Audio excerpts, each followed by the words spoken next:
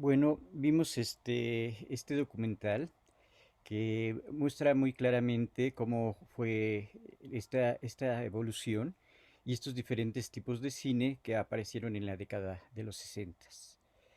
Aquí vimos a algunos directores muy importantes, como sería el caso de Bergman, que habla acerca de las crisis existenciales que tenían las personas en la década de los 60, que un poquito irónicamente se parecería a la que tienen los millennials de que sienten ansiedad.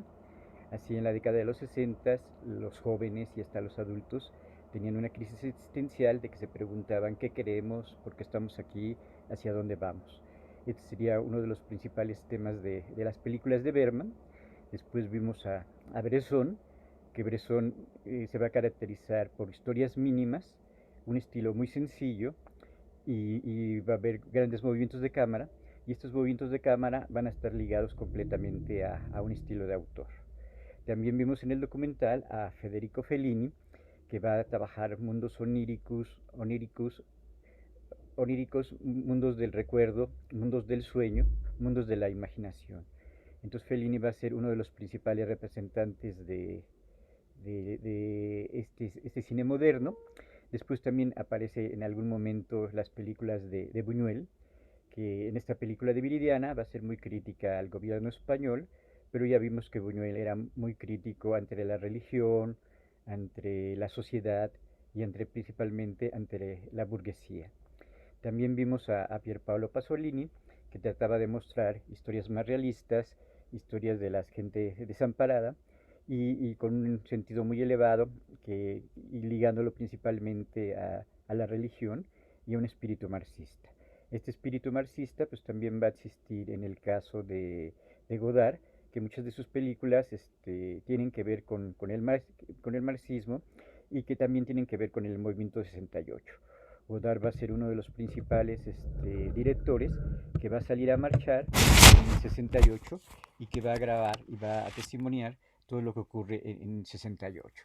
También aparece Visconti, que para Visconti es importantísimo la parte estilística, la parte de la imagen, la parte del preciosismo, pero también transmitir un mensaje acerca de lo que está ocurriendo en Italia, principalmente en el caso de su historia. También aparece Antonioni, que también serían crisis existenciales de personajes de la clase media, y también tendrían importancia los temas del amor. Y creo que también nos habla de estas influencias de Sergio Leone, que va a influir en muchos directores, y viendo las escenas de Sergio Leone, pues principalmente va a influir en el estilo de Rodríguez, en estas películas como Pistolero, con Antonio Banderas y con Salma Hayek. Quería hacer así como dos o tres recomendaciones. Uno es que esta serie de documentales de Mark Cousin van a ser 12 capítulos y van a tratar de ser también un poquito por décadas, ¿no? La década de 1900, 1910, 20, 30, 40, 50, 60, hasta llegar a la década del 2000. Entonces estos documentales de Mark Cousin son muy interesantes. Ahorita solamente vimos el de la década de los 60, pero existe un documental de cada década. Estos documentales de Mark Cousin están en YouTube, entonces pueden ver por separado cada una de estas diferentes décadas. Y el otro sería una película de Godard que está en Netflix, que se llama El libro de las imágenes. Y en esta película de Godard, que se llama El libro de las imágenes, trata de hacer una recopilación de todo el siglo XX, de las guerras que ha habido, de los diferentes conflictos que ha habido, de los cambios que ha ocurrido en el siglo XX, y va a ser una película muy cinematográfica, con un estilo completamente vanguardista, ya que todas las imágenes están completamente coloreadas, con una velocidad muy rápida y con una narración muy interesante. Entonces, si pudieran ver esta película de El libro de las imágenes, es una película muy interesante. Y el último punto es que en este documental que va a ser Cousin, estilo documental que entrevista a personajes como Paul Schneider, que habla acerca de estos directores, aquí se ve cómo se está trabajando el documental, y también existe una valoración de por qué son importantes estas películas, por qué son importantes estas secuencias que estamos viendo, ya sea por la grúa, ya sea por el plano secuencia, ya sea por cómo está enfocada. Hace una crítica de estas películas y valora la importancia de todos estos filmes que aparecen en el documental. Y el último punto que sería que ahorita que está como muy de moda la crítica y se puede hacer crítica en YouTube o en las diferentes plataformas, es muy importante para el crítico de cine contextualizar lo que está ocurriendo dentro de la película, contextualizar a qué estilo, a qué momento pertenece, si pertenece al cine moderno, al cine postmoderno, al cine clásico, esta contextualización o también esta contextualización dependiendo de a qué escuela pertenece. Si es neorrealista, si es nueva ola, si es cine mexicano, si es cine soviético, contextualizar a qué momento histórico va a pertenecer. Vamos a tener otra clase para ver cómo se contextualizaría y cuáles serían estos principales movimientos que hemos estado viendo de las diferentes etapas del cine, ¿no? Entonces el crítico tiene que contextualizar el tipo de cine, la escuela de cine, tiene que contextualizar a los directores, y algo que por último sería muy importante tener en cuenta es que estas películas modernas tienen una gran vinculación con el cine posmoderno, con el cine hipermoderno.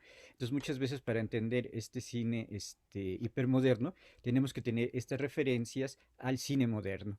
Por eso quería que viéramos este documental, porque así van a tener un poquito de referencias con respecto a las imágenes de estas películas, de estos directores como Berman, como Bresson, como Fellini, como Antonioni, como Visconti. Tener un poquito de referencias de sus películas, tener un poquito de referencias de sus imágenes. Entonces vamos a ver si tienen alguna pregunta con respecto a estos dos documentales que vimos, con respecto a la nueva ola francesa o con respecto a estos directores de los cuales se habla en el documental.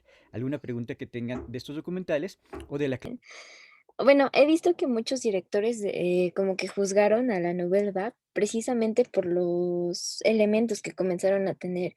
Es como si de repente tuvieran al cine como en un concepto como de solo para cierto tipo de clases, y pues retoman varios, directores, elementos del neorrealismo italiano, ¿no? Y comienzan a desarrollar, pues, nuevas técnicas. No recuerdo el nombre del director que comenzó a incursionar con las tomas subjetivas y, pues, en su momento eso fue muy relevante, porque ya no se mostraba solo al personaje en planos abiertos, sino que a la mirada del personaje, y eso resultaba más relevador. Igual, al director que utilizaba las grúas, a Antonioni con sus encuadres en ese momento muy abstractos. Son, cosas que, bueno, ahora en películas estamos acostumbrados a ver, pero que en su momento fueron relevantes y fueron parte de esta nueva corriente que, pues, de pronto no fue tan mala como varios directores la suelen ver.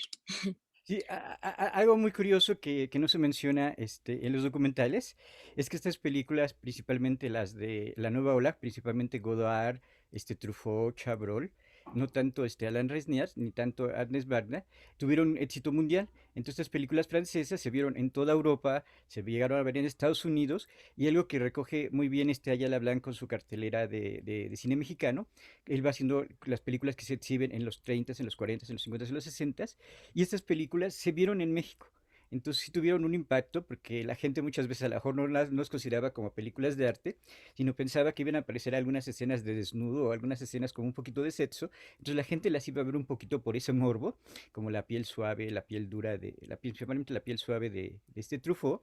Entonces pensaban que el cine francés estaba relacionado con el erotismo. Entonces por esa simple curiosidad la gente las iba a ver, ¿no? Y posteriormente, de que la gente las iba a ver, en la década de los 70, como que las televisoras pertenecen al Estado, y muchas veces se pasaban las películas en un poquito en horario nocturno, en horario de 10 a 11 de la noche. Entonces muchas de estas películas de Truffaut o algunas de esas películas de Godard se pasaban por la televisión. Y en su momento la gente las fue a ver en la década de los 60, y también se pasaron por televisión. O sea que hasta aquí en México tuvimos influencia de la nueva ola, y no solamente tuvimos influencias en el cine, no solamente tuvimos influencias en la televisión, sino también se crearon bastantes cineclubs, principalmente ligados a la universidad, y en los cines de la universidad principalmente pasaban películas de estos directores, ¿no?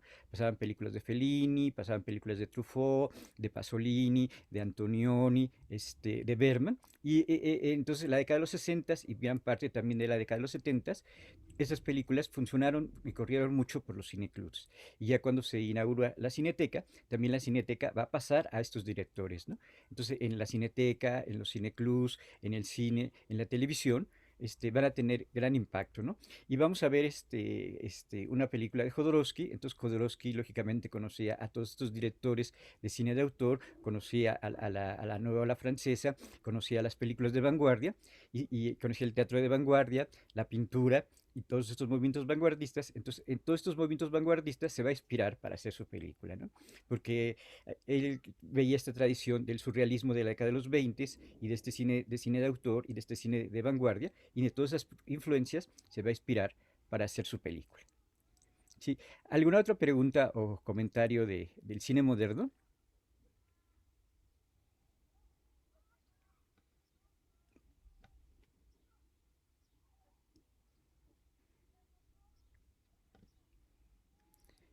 ¿Algo que les haya llamado la atención o de algún director?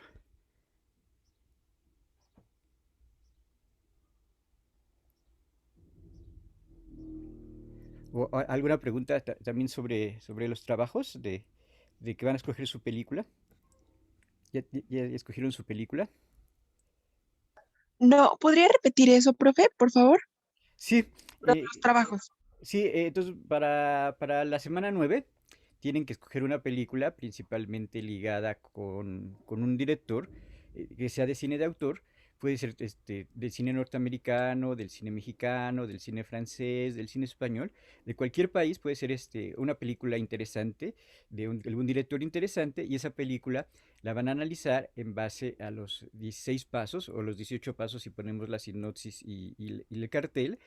Van a analizar en base a esos 18 pasos la película. Entonces ahorita vimos un poquito a Pasolini, a Fellini, pero también podía ser, no sé, Arturo Risten, Cuarón, Buñuel, de algún director importante, analizar una película en base a estos 16 pasos. Esto sería para la semana número 9, pero sí sería importante que fueran escogiendo qué película van a analizar y luego ya aplicar los 16 pasos de imagen, puesta en escena, sonido, montaje, ideología, intertextualidad y conclusión. Todos estos 16 pasos los aplicarían a una película.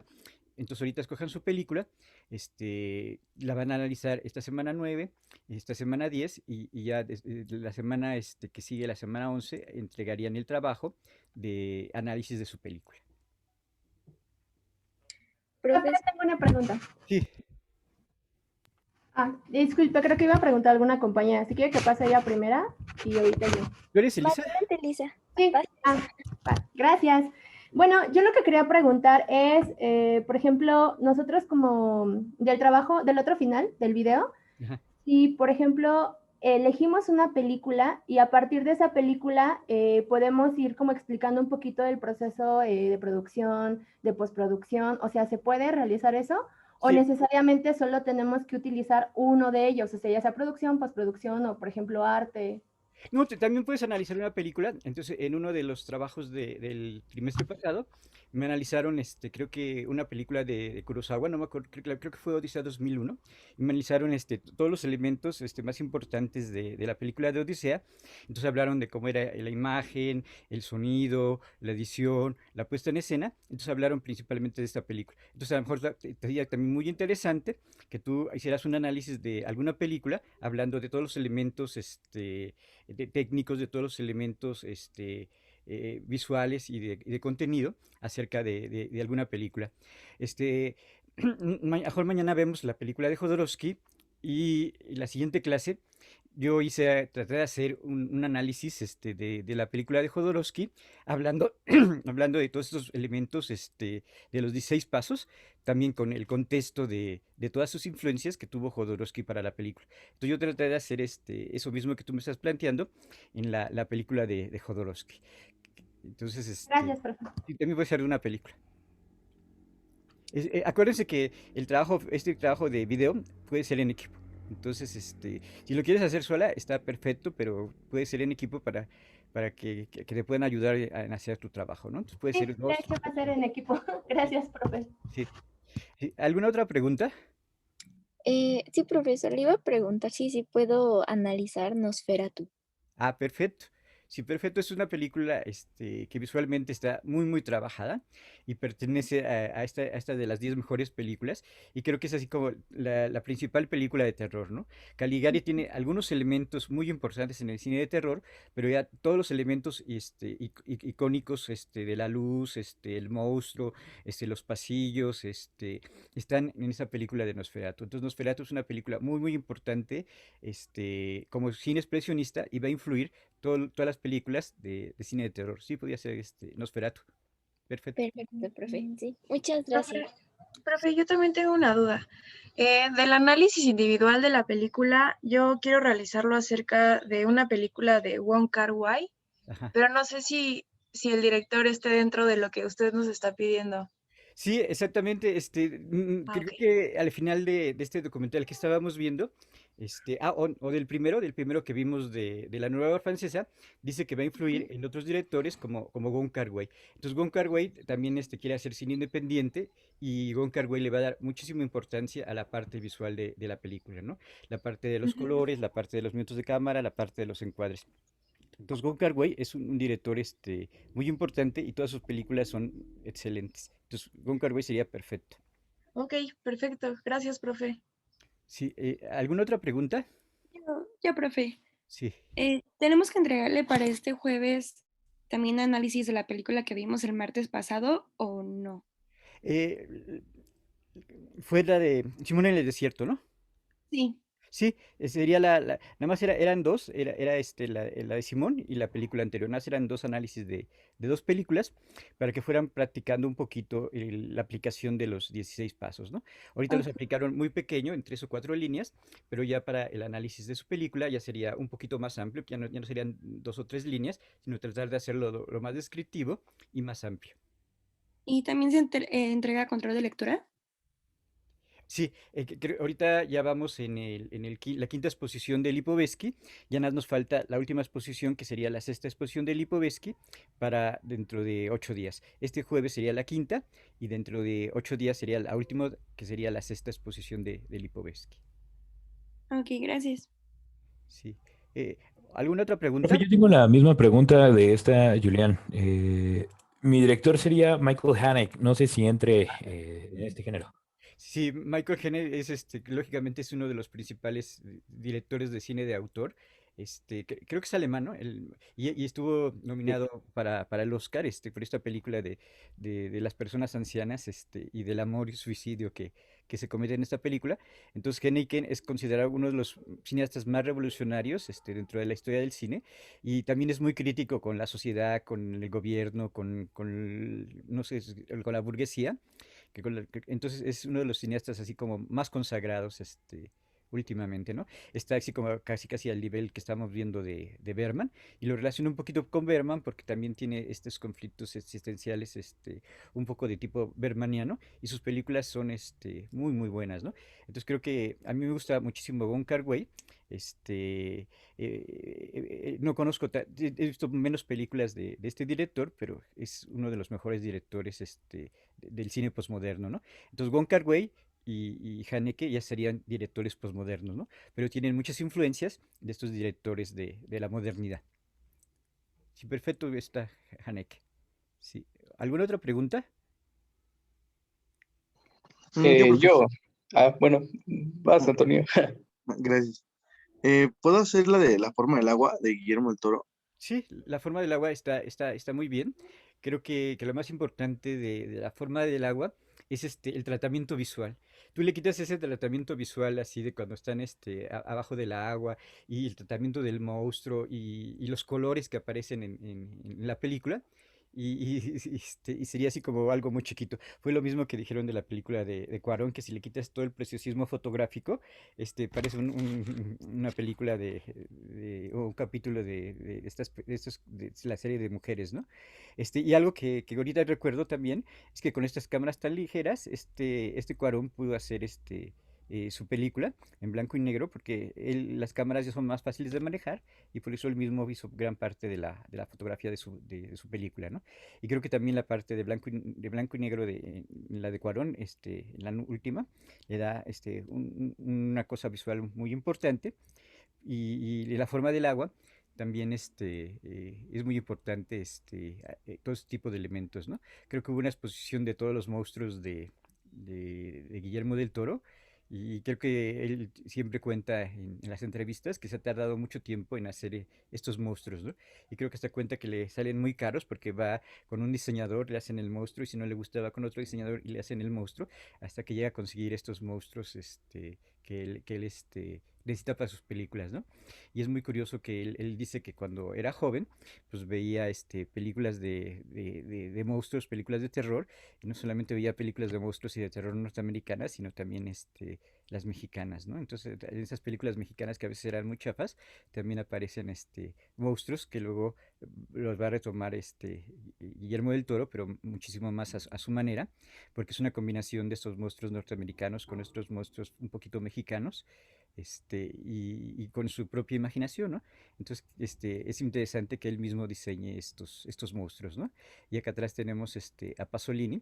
Pasolini muchas veces diseñaba también los escenarios, contribuía mucho en cómo se hacían los vestuarios, y hacía los bocetos de sus películas, ¿no?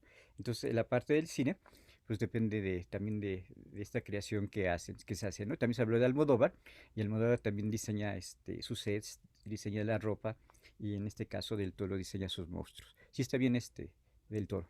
Sí, creo que había una última pregunta por ahí, alguien que quería... Profe, Sí. yo también quisiera preguntar, ¿podría ser sobre Tim Burton? Tim Burton, Tim Burton es uno de los directores más creativos y él se considera que tiene influencias principalmente del surrealismo. Y también yo a lo mejor en algún momento podía tener algunas influencias de Fellini, porque siempre distorsiona la realidad, distorsiona los personajes. Entonces Tim Burton es uno de los cineastas de autor así como más característicos, porque tú ves una película, ves el Batman, ves el Jinete sin cabeza, ves las películas de Tim Burton y sabes que es Tim Burton, ¿no? Entonces, a veces, quién sabe si son tan buenas sus películas, pero visualmente tienen unas imágenes, muy bien elaboradas, como la de Alicia, ¿no? Entonces, sí es un cineasta, un gran cineasta de cine de autor. Profesor, ¿puedo consultarle mi película por WhatsApp en un rato? Si quieres, en 40 minutos, porque ahorita, desayuno y ya en 40 minutos me desocupo. Ah, ¿Sí? no, claro, me refiero a si puedo Sí, comunicarme con usted por WhatsApp. sí, está Ok, perfecto. gracias. Bueno, si alguien tiene alguna otra pregunta, ya lo resolvemos mañana al final de la clase.